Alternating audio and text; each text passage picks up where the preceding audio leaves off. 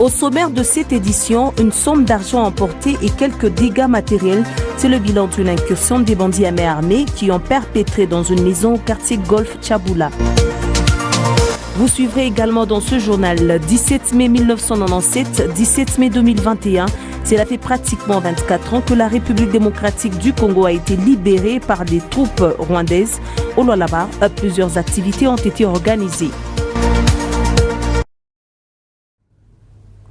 Merci de rester fidèles sur les antennes de Wangu Télévision. Mesdames et messieurs, bienvenue à cette édition du journal. Comme je vous l'annonçais dès l'entame, un cas de vol a été enregistré au quartier Golf Tchaboula dans la nuit du dimanche au lundi 17 mai 2021. Les bandits à main armée ont réussi à emporter une moto neuve et une somme d'argent, plus des explications dans cet élément de Fiston Salomo rendu par Anita Kon.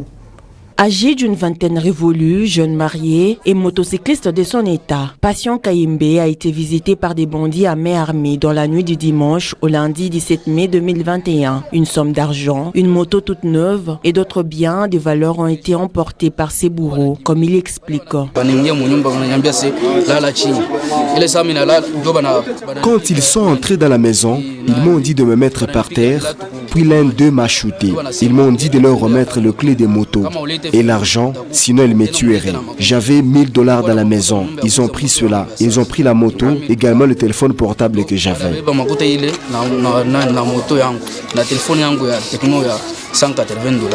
Les habitants du Golf Tchaboula, par ailleurs, dénoncent la présence d'armes à feu chez les civils, pourtant propriété de l'armée et de la police.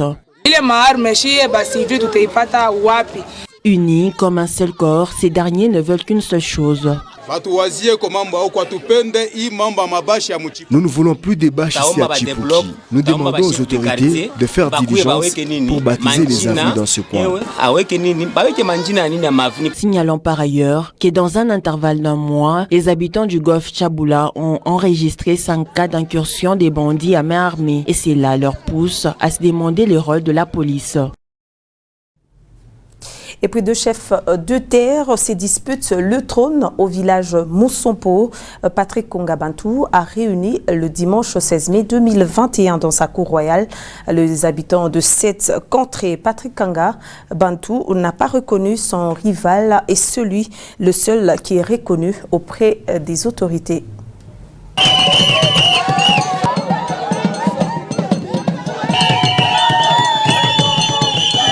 Sous ces pas des danses traditionnelles, bon nombre d'habitants du village Moussompo assiègent la maison du chef des terres.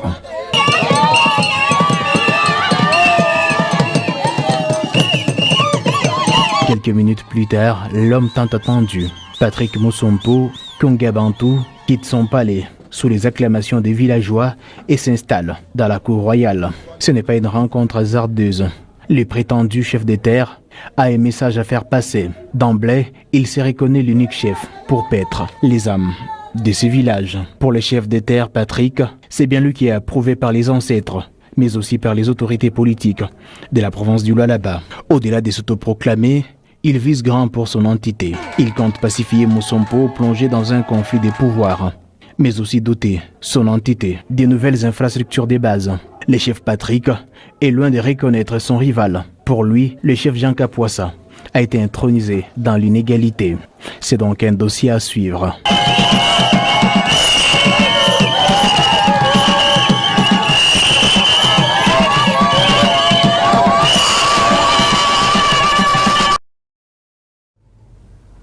Autre chose dans ce journal, la ville de Kassaji vient d'acquérir un 3e bus pour le transport des habitants de Kassaji qui veulent se rendre à Kolwezi et vice-versa.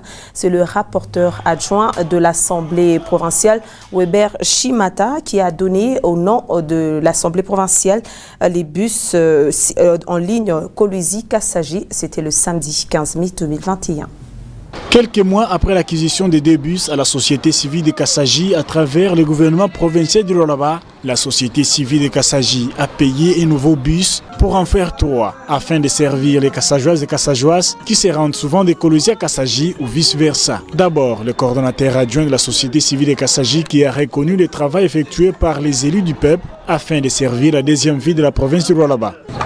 Heureusement, par vos interventions, par vos plaidoyeries, elle a accepté d'intervenir sur les tronçons qui nous a fait souffrir.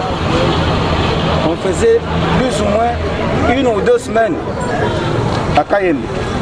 Il fallait des approbations pour traverser Kayembe et aller à Kassaji, soit arriver à Kolwezi. C'est pourquoi nous adressons tous nos remerciements à toute l'équipe de l'Assemblée provinciale et à toute l'équipe gouvernementale de la province de Lualaba. Et notre dernier remerciement s'adresse à notre Seigneur le Tout-Puissant, Maître Dieu. Invité pour la circonstance, l'honorable Weber Mouchaïla, rapporteur adjoint à l'Assemblée provinciale du Lualaba et élu de la ville de Kassaji, a lancé officiellement ce nouveau bus au nom du président de l'Assemblée provinciale du Lualaba, Louis Kamweni Tumbu. C'est encore une fierté pour les voyageurs de la route nationale numéro 39 avec ces nouveaux bus confortables. La République démocratique du Congo commémore ce lundi 17 mai 2021 les 24 années des chutes du règne de Mobutu qui marquent la libération du pays par les troupes de l'AFDL. Plus des explications dans cet élément de Lydine Galula. L'entrée de l'AFDL à Kinshasa a mis fin à 32 ans d'un régime dictatorial, à la tête des petits soldats chaussés de bottes en caoutchouc qui ont réussi de chasser le régime de Mobutu, s'est trouvé Musée Laurent Désiré Kabila.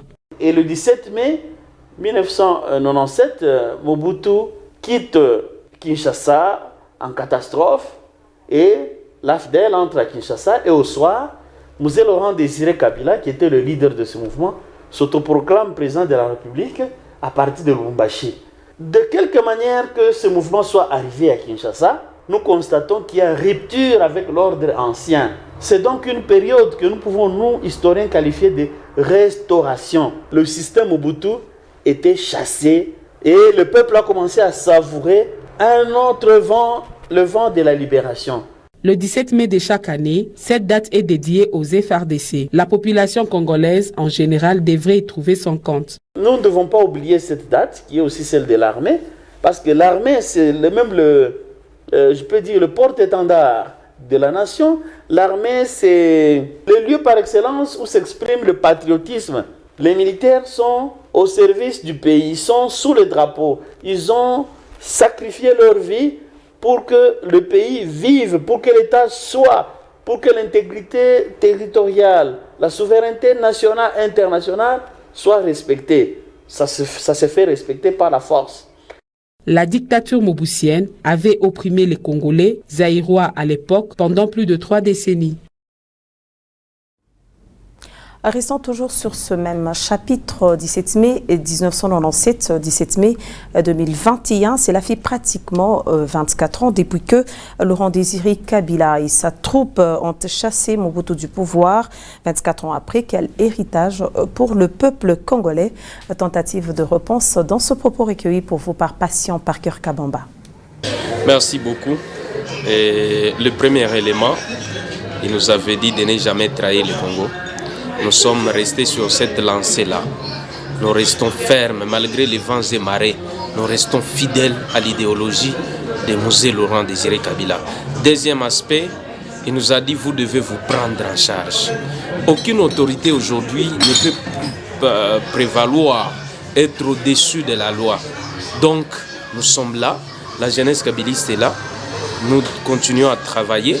Lorsque quelque chose ne marche pas, on doit dénoncer. Même si tu es de notre famille politique.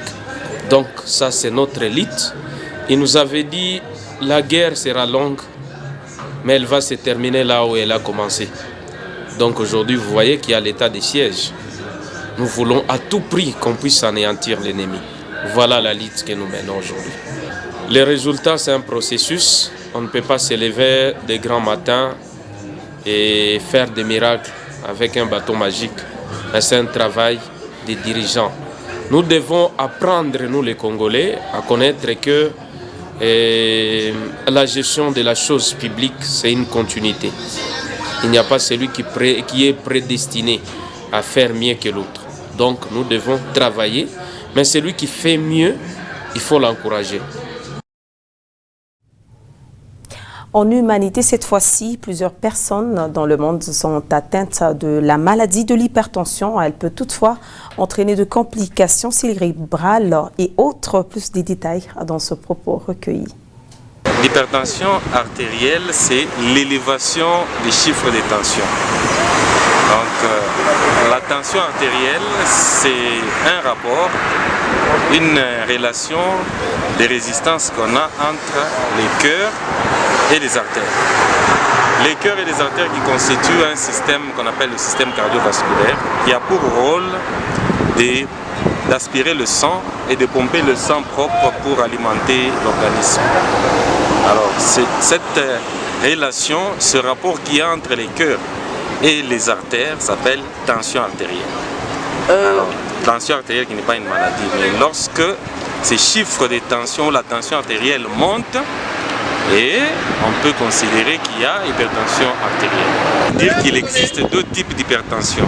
Il y a une hypertension artérielle qui est primitive, qui est essentielle, et une autre hypertension artérielle qui est secondaire. Pour l'hypertension primitive ou essentielle, il n'y a pas de cause. Donc c'est une hypertension essentielle, dont pas de cause connue.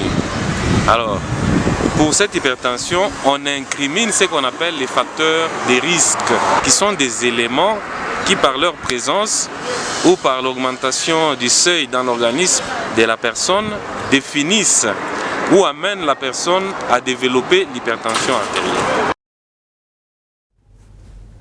Et depuis 1960, la journée mondiale de la télécommunication est célébrée chaque 17 mai, marquant la création de l'Union internationale des télécommunications à l'heure du numérique. La RDC a-t-elle enregistré des avancées remarquables dans le secteur de la télécommunication? Alvin Inquads, ingénieur en télécommunication, est au micro de Benjamin Moulande. Que la promulgation du plan national du numérique, il y a des avancées. Des avancées dans un sens où, aujourd'hui, vous allez vous rendre compte que nous avons la facilité d'obtenir l'information à l'instant même. Nous avons la facilité d'être devant une chaîne YouTube et de suivre des événements en direct. Nous avons la facilité de se retrouver en une communication qui lie les hommes, qui lie des réunions, qui lie des planifications sur certains domaines ou dans certains secteurs. Et beaucoup plus, il y a un problème avec les pays, c'est dans le cadre de la connectivité. Le pays a un énorme problème de la connexion Internet, d'un débit normal de la connexion Internet qui peut faciliter encore beaucoup plus, qui peut booster encore beaucoup plus le numérique. Entre autres, nous émettons le vœu de voir que toute la République soit connectée par une fibre optique, qui est un support de transmission incontestable de la technicité de la bande passante. La ville de Kolwezi est à un certain pourcentage tolérable de la connexion à la fibre optique qui a été implantée. Vous avez vu de gauche à droite, on était là en train de creuser tout au long de la voirie urbaine, bien sûr, où on a connecté la fibre optique, mais il y a encore des travaux qui sont en train d'être faits pourvu que toute la population se retrouve connectée. Mesdames et messieurs, le journal se poursuit. Le dignitaire d'Ita, Thierry Monga, a fêté son anniversaire le dimanche 16 mai 2021 avec les orphelins et les enfants en rupture familiale, avec comme guest le chantre Fiston Bouilly. C'était l'esplanade de Tiermar Compagnie qui a servi de cadre à cette manifestation.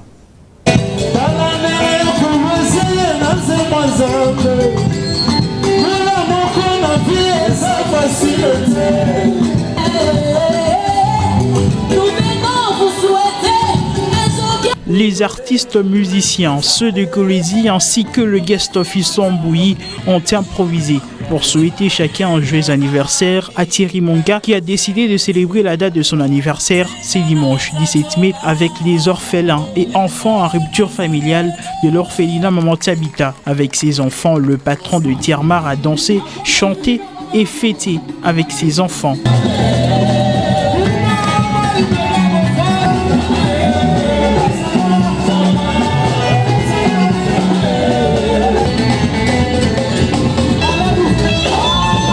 Si en cette date, Thierry Monga a décidé de fêter sa naissance avec les orphelins, ce n'est pas par simple hasard. Ce soir, je voulais demander quelque chose là. Dieu qui nous conseille pour écouter les orphelins. Moi-même d'abord je suis orphelin. Ma mère était décédée quand j'étais en 6e famille. Le couple Thierry Monga a au cours de cette cérémonie remis quelques présents à la femme qui porte plus de 100 enfants orphelins et ceux en rupture familiale. Une exception.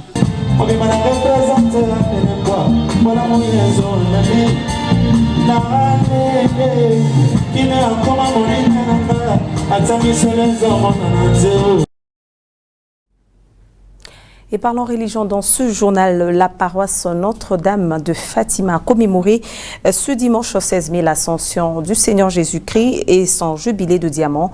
La cérémonie a été présidée par l'évêque de Kolwezi, Nestor Ngoy. Fondée en 1946 comme chapelle dépendante de la paroisse Saint-Antoine des Padoue située à la cité Gécamine Kolwezi, la paroisse Notre-Dame de Fatima a célébré les 75 ans d'évangélisation et d'œuvres sociales dans les diocèses de Kolwezi. Chants, danses étaient au rendez-vous.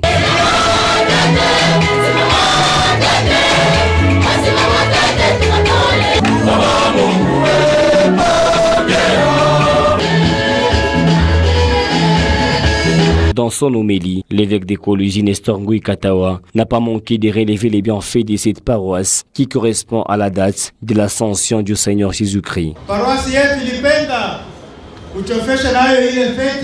La commémoration de la 75e anniversaire de la paroisse Notre-Dame de Fatima correspond avec la date de l'assomption du Seigneur Jésus-Christ. C'est pourquoi aujourd'hui nous sommes dans la joie et que tout le monde doit s'approprier cette journée. Au cours de cette messe, on y a noté la présence du rapporteur de l'Assemblée provinciale du Jolaba, Gaston Mouchid, ainsi que d'autres membres du gouvernement provincial. La paroisse Notre-Dame de Fatima est la 3e dans les diocèses de Kolwezi, après celui des Konzenzé, ainsi que celui de Saint-Antoine des Padoue.